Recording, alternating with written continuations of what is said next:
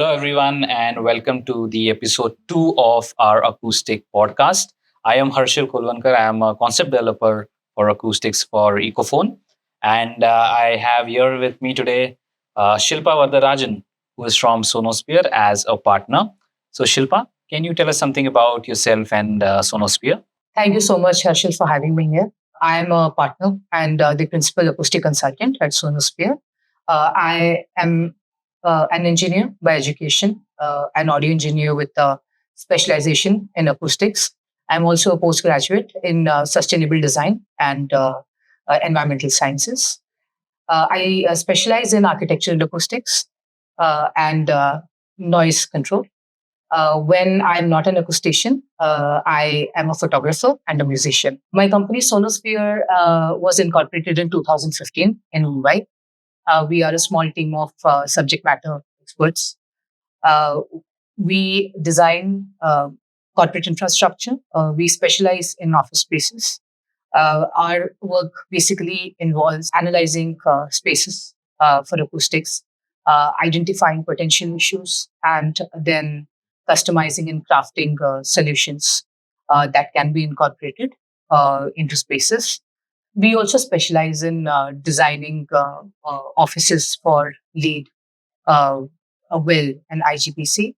We also extensively do acoustic measurements for green building certifications. Shilpa, why did you choose acoustics? Like, how did it interest you that the field of acoustics, if I have to ask you? So I am a musician and I'm also a vocalist. And when I was young, I would record my own songs and play my keyboard and try to record it through a mic in different settings. And very early, at the beginning, I realized that each time I changed my room and changed my setting, my recording quality changed. And as I grew up, I wanted to study more of audio and sound so that I could make my own music. And so eventually I took up audio engineering. And luckily, when I was in my audio engineering school, I visited a place in Pondicherry in South India. And while I was there, I actually witnessed a sound healing session. And the hall that I was in, where the sound healing was being carried out, had something called variable acoustics. Now, variable acoustics are where you can change the wall surfaces. So the hall actually had these rotatable panels.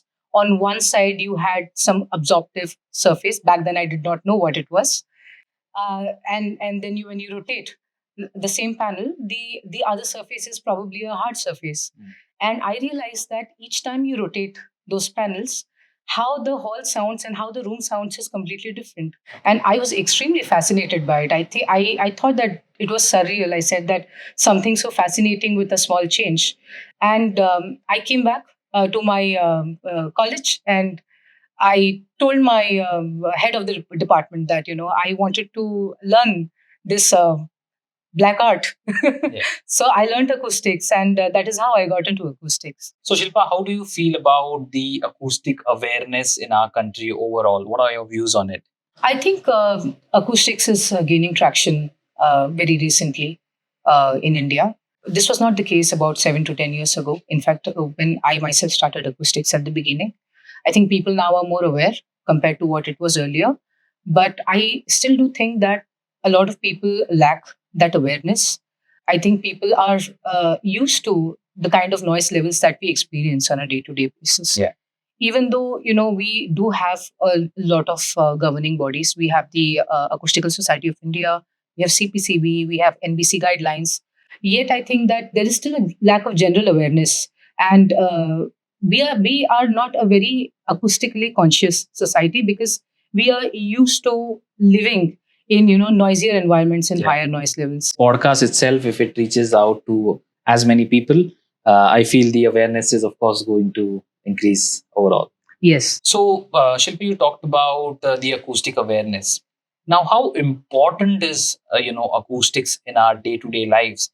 Since if majority of the times are spent indoors for all of us. So, what do you feel about that? Well, I think the soundscape that we live in defines our physical and mental being and our mental health. Ideally, living in a in an environment where the acoustics are good, where it is quiet, where the ambient noise levels are within the range, can help increase productivity, can keep you stress free, can improve your memory. So, acoustics are extremely important in an office space. For example, let us say that you're working in an open plan office and you're sitting in your cubicle, you have a deadline looming over your head, you need to submit a report. On your right hand side, there's somebody who's sitting next to you and he's having a non work related conversation over the phone. On your left hand side, you have a bunch of your colleagues who are discussing what they are planning to do on a weekend. Somebody standing in front of you is probably on the, a couple of cubicles in front of you is on a phone call. He's on a conference call and he doesn't realize that he's extremely loud. Yeah. Because he's on a con call, probably wearing headphones, and he's extremely loud. And here you are trying to concentrate to finish that report and quickly submit it. Yeah.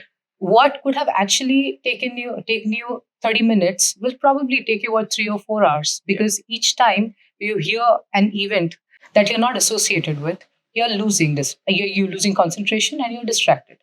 So every time you put that effort to bring your concentration back to your report, it's a task, right? And eventually frustration builds, and you're frustrated, and in the end, you're tired and you're unproductive. So I think this is a typical example of what actually happens in an office space, when the acoustics are not good. Now, you see, when you're looking at an office layout, right? Offices are divided into different zones. There is a zone for collaboration, which is the open plan office. You have zones for meetings, conference rooms, which are equipped with audiovisual. You have small cabins for individual occupancy. And of course, you have the cafeteria, the reception, and the breakout spaces. Now, each of these space have unique acoustical requirements. For example, if you are looking at an open plan office and the open plan office houses maybe 100 people at a time, working collaboratively, you need to be providing an individual privacy while also creating a collaborative space. So this is a typical scenario that happens in an open plan office. And this is exactly why acoustics are so important in an office space. Uh, Good acoustics can really bring about employee productivity and satisfaction and less fatigue and happier employees, and also increase employee retention rates. So, Shilpa, what are the typical acoustic challenges we find in an office space usually? So, Arshil, when you look at a typical office layout, office space is divided into different segments depending on the space usage type.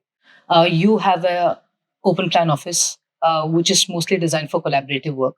You have audiovisual enabled meeting rooms and conference rooms and boardrooms. You have individual cabins and executive cabins, and of course, you have breakout spaces and cafeterias and small collaborative spaces.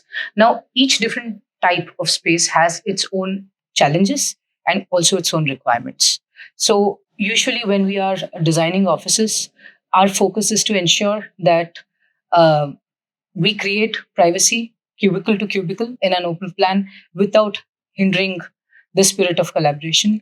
When we are designing meeting rooms, boardrooms, and conference rooms, the sound insulation of the partitions needs to be taken into consideration, and also the quality of sound inside VC enabled rooms is as important for effective communication. When we are considering breakout spaces, reception spaces, and collaborative areas, of course, these are mixed zones, which means that there is constant movement. So the requirements are completely different. In fact, these days, a lot of cafeterias are also very multi-purpose. Yeah. If you see, so they are also used for other events and as town halls, and now designing cafeterias and the approach to designing cafeterias for acoustics has completely changed. Yeah. So mostly the quality of sound, reverberation, sound insulation, and of course maintaining the ambient noise levels. These are typical challenges in an office space. So, Shilpa, can you throw some light on the importance of articulation class or AC values also for that matter? So, articulation class is a single number rating, which is ideally defined for partition elements like dividers or ceilings. And this metric is, in fact, very useful when choosing products for an open plan office. So, the range for articulation class of a certain building element ranges from 100 up to 250. And the higher the articulation class, the better the reduction of sound. So when you're choosing a ceiling with a high articulation class, it limits the propagation of sound to greater distances. So ideally, an articulation class of about 180 and above is suitable when you're looking to use them in an open plan environment, especially when privacy is of prime importance. So, Shilpa, can you tell us specifically on cafeteria or canteen spaces, right, in offices when an employee who works every day goes to this cafeterias to have a time of relaxation? But what is the situation with respect to noise levels in cafeterias? So cafeterias are in fact very challenging, but interesting spaces in terms of designing for us acousticians as well. So after half days of hard work, uh, one comes to the cafeteria to sit quietly and have a nice meal and enjoy his lunch or her lunch. But unfortunately, what happens is that when a cafeteria is so noisy, one can hardly relish the food because while you're consuming all the noise, you really cannot relish food. So I think it is extremely important that cafeterias are looked at in more seriousness in terms of acoustics because it is a place for rejuvenation, relaxation, and a nice break that one seeks in the middle of the day. So many times, Shilpa, we have seen that a project is executed completely, and then the client realizes that, oh, acoustics is something which we're having a problem with.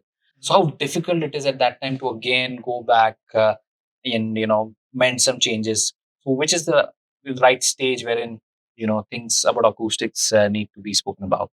Harshal, prevention is better than cure. So I think that ideally acoustics needs to be considered right at the planning stage. Unfortunately, as acousticians, we are involved much later in the stage. Sometimes during the construction progress, when the construction is in progress, and sometimes even after, once the space has been occupied, and then problems start cropping up, then we are called in to see, can it be fixed? Yeah. But to be frank, retrofitting or damage control, it always works out to be more difficult than getting it right the first time. So ideally, I think acoustics should be thought of proactively right at the beginning stage, at the layout stage, when you're planning the location of the rooms, how they need to be located, what should be the sizing, what should be the layout. And I think when acoustics is in picture right at that stage, it gets much more easier because you can identify potential issues right at the beginning of the project. And then you can identify what needs to be done and you can design it right the first time. So, Shilpa, what do you feel? Is RT really an enemy to good sound environment? I really think that having a good RT is extremely essential if you want to have a good sounding environment. When your reverberation is high, it automatically means that you have a lot of reflective surfaces. Now, the beauty of acoustics is that all defined parameters are interrelated. Yeah. So having high RT means more reflective surfaces. Also having a lot of reflective surfaces, which means no absorption, means higher ambient noise levels. Yeah. Higher ambient noise levels, high RT means lesser speech intelligibility, also means less clarity. So yes, having high RT is an enemy to bad acoustics, but it depends on what kind of space you're talking about. Are you talking about a conference room? Are you talking about a classroom? Having a high RT in a church or a concert hall is probably excellent. Yeah. But I think we need to specify what kind of space we are talking about over here. Shilpa, as there are various classes of sound absorption, right? A, B, C, D, and E. for example. So, what difference can Class A sound absorbers bring in to the space? What do you feel? So, Class A absorbers are broadband absorbers, which means that they absorb sound effectively at uh, a wide range of frequencies, ranging from 125 hertz up to 4000 hertz. They have excellent performance in terms of sound absorption at the mid band, but they also absorb the lower frequencies as well as the higher frequencies. That is how you define a Class A. Uh, when we are talking in terms of the noise reduction coefficient, which is a very commonly used term. And I think generally people are aware of this term when selecting an acoustical product. That typically ranges from zero point 0.9 to 1 NRC. And that is how you define a Class A absorber. Now, when we are talking about the importance of Class A absorbers, I would like to talk to you with an example. Let us say a classroom. When you put a Class A absorber into a room like that, what happens is, because it's an absorber that absorbs a wide range of frequencies, it brings down your entire ambient noise level. Okay. So you have a quieter room. Okay. When you use Class A absorbers, it also reduces your reverberation time. Okay. And since reverberation time, or also called as echo for a lot of people, yeah, is also a function of clarity of speech inside a room, yeah, and also a function of speech intelligibility.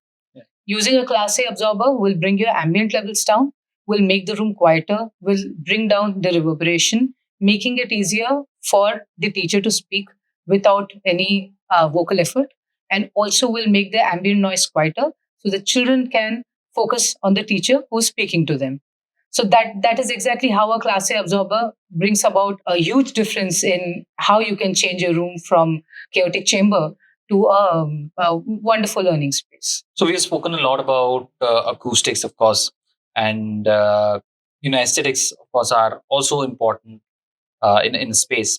Which is a third element you feel is important, as well as is nowadays spoken a lot about? So when we are talking about sustainable acoustics, we are talking about using practices and materials and products that have low environmental impact and reduced manufacturing energy costs, as well as sustainable disposal practices. We are also talking about utilizing acoustics where we can optimize uh, insulation for uh, heating and cooling requirements. We should also be considering something that is recyclable, which is easily disassembled, easily disposed of. And of course, if materials can be reused, um, I think that is one of the best approaches. Also important is to consider the VOC emissions when choosing a product, considering the indoor air quality.